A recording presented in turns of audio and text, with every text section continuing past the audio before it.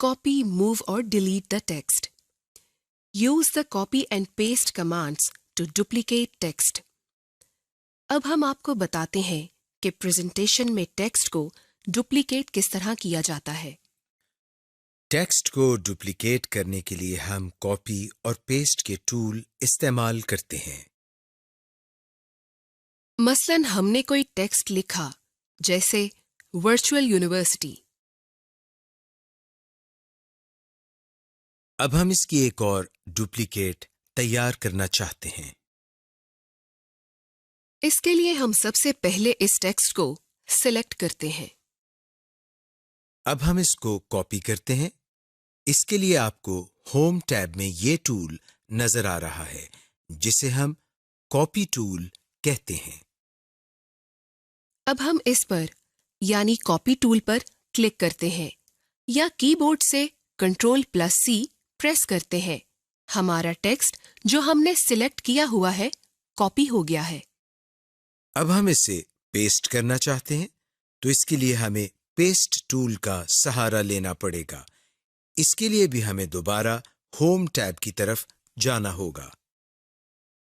Copy tool के बिल्कुल साथ ही बाएं तरफ हमें ये टूल नजर आ रहा है। इसे पेस्ट टूल कहते हैं। Use cut and paste option to move text within the presentation. इससे पहले हमने सीखा कि किसी भी टेक्स्ट की डुप्लीकेट किस तरह तैयार की जा सकती है। आइए हम आपको बताते हैं कि किस तरह कट और पेस्ट टूल को इस्तेमाल करके टेक्स्ट को एक जगह से खत्म करके दूसरी जगह ले जाया जा सकता है। हम यहाँ 3 लाइंस में टेक्स्ट लिखते हैं, जैसा कि आपको स्क्रीन पर नजर आ रहा है। This is a car. This is a bike. This is a truck. अब अगर हम चाहते हैं कि पहली लाइन का टेक्स्ट वहां से खत्म होकर तीसरी लाइन में आ जाए, तो उसके लिए हम कट और पेस्ट टूल की मदद लेते हैं। इसके लिए हमें होम टैब में कॉपी टूल के ऊपर ये टूल नजर आ रहा है। इसे हम कट टूल कहते हैं। सबसे पहले हम पहली लाइन के टेक्स्ट को सिलेक्ट करते हैं। इसके बाद हम कट टूल पर क्लिक करते हैं या कीबोर्ड से Ctrl+X को प्रेस करते हैं। जैसे ही हम कट टूल पर क्लिक करते हैं, तो हमारा सिलेक्टेड टेक्स्ट यानी पहली लाइन वहां से खत्म हो जाती है। अब हम चाहते हैं कि यही लाइन सबसे आखिर में आ जाए, तो हम कर्सर को आखिरी लाइन पर ले जाते हैं। अब हम होम टैब पर मौजूद पेस्ट टूल पर क्लिक करते हैं या हम कीबोर्ड से Ctrl+V को प्रेस करने से भी कटशुदा टेक्स्ट पेस्ट कर सकते हैं। ये देखिए, जैसे ही हम पेस्ट टूल पर क्लिक करते हैं, तो हमारा टेक्स्ट जो कि हमने पहली लाइन से खत्म किया था, वो सबसे आखिर में आ गया है। इस तरह हम कट और पेस्ट टूल को इस्तेमाल करके टेक्स्ट को एक जगह से खत्म करके दूसरी जगह ले जा सकते हैं। Delete the selected text. अब हम देखते हैं कि पावर पॉइंट में सिलेक्टेड टेक्स्ट को किस तरह डिलीट किया जा सकता है। सबसे पहले हम यहाँ कोई टेक्स्ट लिखते हैं। मसलन हम यहाँ सॉफ्टवेयर टाइप करते हैं। अब टेक्स्ट को सिलेक्ट करने के लिए हम माउस की मदद से इस पर डबल क्लिक करते हैं। ये देखिए, हमारा टेक्स्ट सिलेक्ट हो गया है। अब हम आपको बताते हैं कि इसको डिलीट कैसे किया जा सकता है। कीबोर्ड पर मौजूद डिलीट बटन की मदद से हम सिलेक्टेड टेक्स्ट को डिलीट कर सकते हैं। ये देखिए, हमारा सिलेक्टेड टेक्स्ट डिलीट हो गया। Copy, move, duplicate the images. Presentation में इमेज को इंसर्ट करना तो हम आपको पहले ही बता चुके हैं। इसी तरीके से आप एक इमेज इंसर्ट कर लें।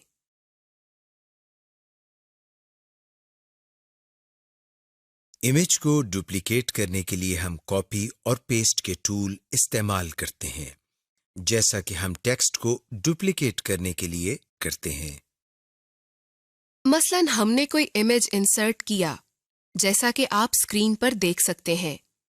अब हम इसकी एक और डुप्लीकेट तैयार करना चाहते हैं। तो इसके लिए हम सबसे पहले इस इमेज को माउस की मदद से सिलेक्ट करते हैं। जब हम माउस इमेज के ऊपर लेकर जाते हैं तो हमारे सामने ये एक निशान बन जाता है जिसके चारों तरफ एरोज बने हुए हैं। अब हम जैसे ही इमेज पर क्लिक करते हैं तो इमेज के इर्द गिर्द दायरे बन जाते हैं, जिसका मतलब ये है कि हमारा इमेज सिलेक्ट हो गया है। अब हम इसको कॉपी करते हैं, जिसके लिए हमें पहले की तरह होम टैब की तरफ जाना पड़ेगा। आपको होम टैब में ये टूल नजर आ रहा है, जिसे हम कॉपी टूल कहते हैं। अब हम इस टूल पर यानी कॉपी टूल पर क्लिक करते हैं। हमारा इमेज जो हमने सिलेक्ट किया हुआ है कॉपी हो गया है। अब हम इसे पेस्ट करना चाहते हैं, तो इसके लिए हमें पेस्ट टूल का सहारा लेना पड़ेगा। इसके लिए भी हमें दोबारा होम टैब की तरफ जाना होगा। पेस्ट टूल से भी आप वाकिफ हैं, जैसा कि हम आपको पहले बता चुके हैं। अब हम जैसे ही इस पर क्लिक करते हैं तो ये देखिए हमारे इमेज की एक और डुप्लीकेट बन गई है। इस तरह हम इमेज की किसी भी प्रेजेंटेशन के अंदर कॉपी और पेस्ट टूल की मदद से डुप्लीकेट तैयार कर सकते हैं। इसके अलावा यही काम हम माउस को राइट क्लिक करके कॉपी और पेस्ट की मदद से भी कर सकते हैं।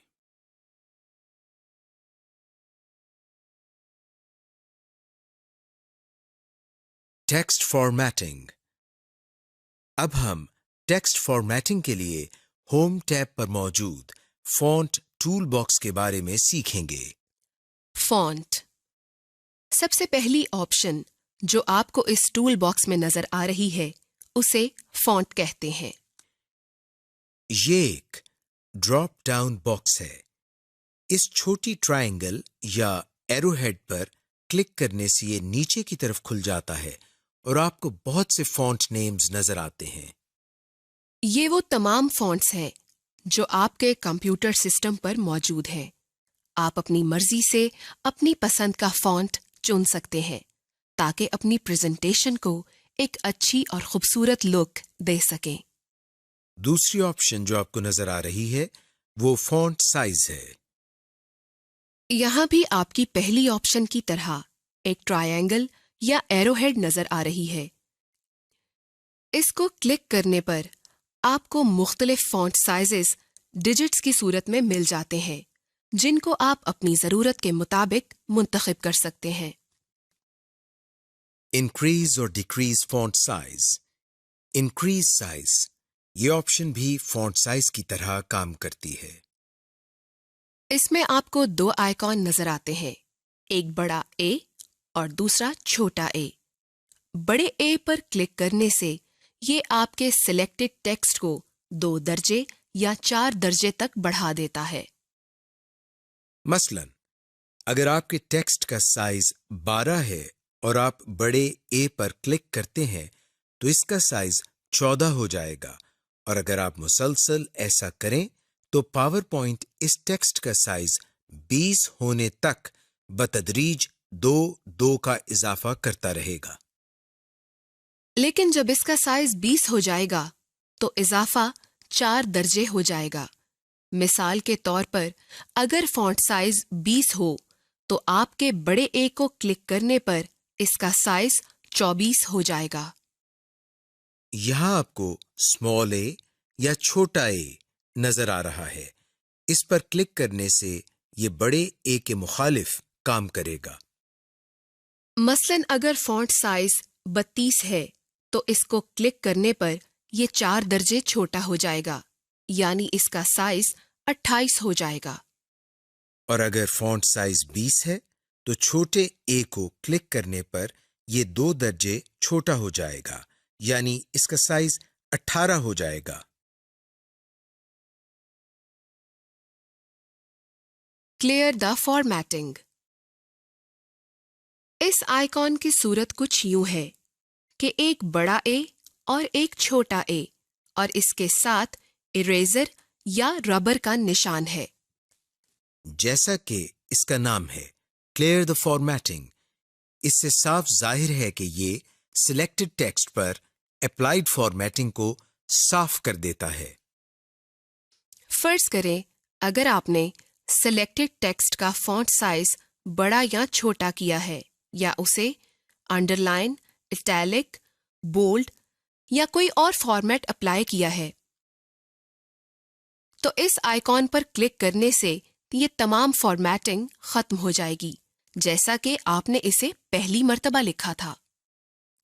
بولڈ، یہ آئیکن انگلش الفابیٹ بی جیسا ہوتا ہے۔ اس پر کلک کرنے سے یہ آپ کے سلیکٹڈ ٹیکسٹ کو بولڈ کرتا ہے۔ بولڈ آپ کے ٹیکسٹ کو نمایاں کرتا ہے۔ یہ آپشن اس لیے استعمال ہوتی ہے کہ جب آپ اپنی پریزنٹیشن میں کسی لفظ یا لائن پر زور دینا چاہتے ہیں یا دیکھنے والوں کو متوجہ کرنے یا الفاظ کو نمایاں کرنے کے لیے آپ اپنی پریزنٹیشن میں بولڈ کا استعمال کر سکتے ہیں۔ اٹیلک، یہ آئیکن انگلش الفابیٹ آئی جیسا ہوتا ہے لیکن یہ ایک طرف جھکا ہوا ہوتا ہے۔ سلیکٹڈ ٹیکسٹ پر اس کے استعمال سے وہ ٹیکسٹ ایک طرف جھک جاتا ہے جس سے وہ دوسرے ٹیکسٹ سے نمایاں دکھائی دیتا ہے۔ Under line, under line icon English alphabet you کی شکل کا ہوتا ہے لیکن اس کے نیچے ایک لائن لگی ہوتی ہے۔ یہ آپشن سلیکٹڈ ٹیکسٹ کے نیچے ایک لائن لگا دیتی ہے جس سے وہ ٹیکسٹ نمایاں ہو جاتا ہے۔ شیڈو، شیڈو کی آپشن آپ کے سلیکٹڈ ٹیکسٹ کو نمایاں کرتی ہے۔ جیسا کہ اس کا نام شیڈو ہے، اس کے استعمال سے آپ کے سلیکٹڈ ٹیکسٹ کے نیچے ایک سایہ بن جاتا ہے جس سے آپ کا ٹیکسٹ دوسرے حصے سے منفرد نظر آتا ہے۔ اس آئیکن کی شکل انگلش الفابیٹ ایس کی مانند ہوتی ہے اور اس کے نیچے اس کا سایہ بھی نظر آتا ہے۔ اسٹرائک تھرو، اسٹرائک تھرو کے آئیکن کی صورت یوں ہوتی ہے جیسا کہ انگلش کے پہلے 3 الفابیٹس یعنی چھوٹے اے بی سی اور ان کے درمیان ایک لائن لگی ہوتی ہے۔ ویسے تو کمپیوٹر کی دنیا میں اسٹرائک تھرو بہت سی چیزوں کے لیے استعمال ہوتا ہے لیکن ہم پاور پوائنٹ میں ٹیکسٹ فارمیٹنگ سیکھ رہے ہیں، اس لیے ہم ٹیکسٹ کے حوالے سے بات کریں گے۔ بولڈ، اٹیلک، انڈر لائن کی طرح اسٹرائک تھرو بھی ٹیکسٹ کو نمایاں کرنے کے لیے استعمال ہوتا ہے۔ کریکٹر سپیسنگ، کریکٹر سپیسنگ کے آئیکن کی صورت انگلش کے الفابیٹ اے وی کی طرح کی ہوتی ہے لیکن اس کے نیچے ڈبل ہیڈ ایرو ہوتا ہے۔ جب ہم کمپیوٹر میں کسی بھی ایپلیکیشن سافٹ ویئر میں کوئی ٹیکسٹ لکھتے ہیں، ہر ایک application soft where alphabet characters کے درمیان ایک ڈیفالٹ سپیس رکھتا ہے۔ لیکن آپ اس سپیس کو کم یا زیادہ کر سکتے ہیں۔ اس آئیکن کے ساتھ بھی ایک ٹرائنگل ہوتی ہے جس پر کلک کرنے سے ایک ڈراپ ڈاؤن مینیو کھل جاتا ہے جس میں آپ کے پاس یہ آپشنز ہوتی ہیں۔ جیسا کہ very tight, tight, normal, loose, very loose, more spacing, آپ ان میں سے کوئی بھی آپشن حسب ضرورت استعمال کر سکتے ہیں۔ کیس، اس آپشن کے آئیکن کی صورت بھی بڑے اے اور چھوٹے اے کی طرح ہوتی ہے۔ اس کے ذریعے آپ اپنے لکھے اور سلیکٹڈ ٹیکسٹ کا کیس تبدیل کر سکتے ہیں۔ کیس سے مطلب یہ ہے کہ اگر آپ نے انگلش میں کچھ لکھا ہے اور وہ چھوٹے کریکٹرز میں ہے تو بجائے اس کے کہ آپ کیپس لاک آن کر کے اسے دوبارہ لکھیں، آپ اس آپشن کے ساتھ اس کو بڑے کریکٹرز میں تبدیل کر سکتے ہیں۔ اس آئیکن کے ساتھ بھی ایک ٹرائی اینگل ہوتی ہے جس پر کلک کرنے سے آپ کو مختلف آپشن مہیا کی گئی ہیں جن کو آپ اپنی ضرورت کے مطابق استعمال کر سکتے ہیں۔ فونٹ کلر، فونٹ کلر کے آئیکن کی صورت انگلش کے پہلے الفابیٹ اے کی طرح ہوتی ہے اور اس کے نیچے ایک کلر بار ہوتی ہے۔ اس کے ساتھ بھی ٹرائنگل ہوتی ہے جس پر کلک کرنے سے ایک کلر پیلٹ ظاہر ہوتی ہے۔ اس میں مختلف رنگ ہوتے ہیں جن کو آپ اپنی مرضی سے اپنی ضرورت کے مطابق استعمال کر سکتے ہیں۔ اس کے علاوہ فونٹ ٹول باکس میں آپ کو نیچے کی طرف ایک ترچھا ایرو نظر آ رہا ہے جس کو کلک کرنے پر آپ کو ایک ڈائلاگ باکس نظر آتا ہے۔ اس میں تقریباً وہ تمام آپشنز ہوتی ہیں جو ہم نے ابھی سیکھی ہیں، صرف 2-3 آپشنز کا اضافہ ہے جنہیں ہم ابھی سیکھیں گے۔ انڈر لائن ٹائپ، اس آپشن میں آپ کو انڈر لائن کے مختلف ڈیزائنز نظر آ رہے ہیں جن کو آپ اپنی ضرورت کے مطابق استعمال کر سکتے ہیں۔ انڈر لائن کلر، اس آپشن میں آپ انڈر لائن کے مختلف رنگوں کا انتخاب کر سکتے ہیں۔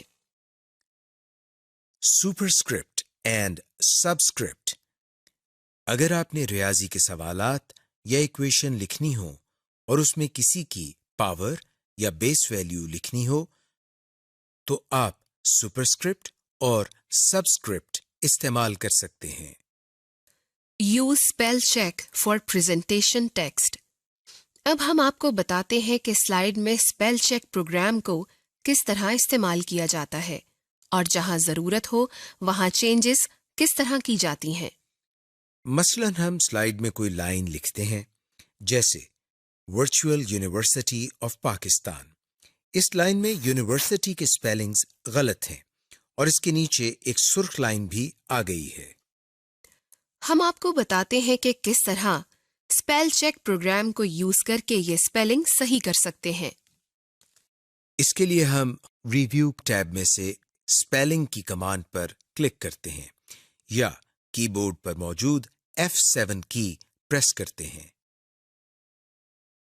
یہ دیکھیے، اسپیلنگ کی کمانڈ پر کلک کرنے سے ہمارے سامنے ایک باکس اوپن ہو گیا ہے جس میں سب سے اوپر نارٹن ڈکشنری کے نام سے ایک آپشن نظر آ رہی ہے اور اس کے آگے ایک باکس ہے جس میں ہمیں وہ اسپیلنگ نظر آ رہے ہیں جو کہ غلط ہیں، اور اس سے نیچے ہمیں چینج ٹو کے نام سے ایک آپشن نظر آ رہی ہے جس کے آگے باکس میں صحیح اسپیلنگز دیے گئے ہیں، اور اس کے نیچے ہمیں سجیشنز کے نام سے ایک آپشن نظر آ رہی ہے جس میں ہمیں صحیح اسپیلنگز کے بارے میں سجیشن دی جا رہی ہے۔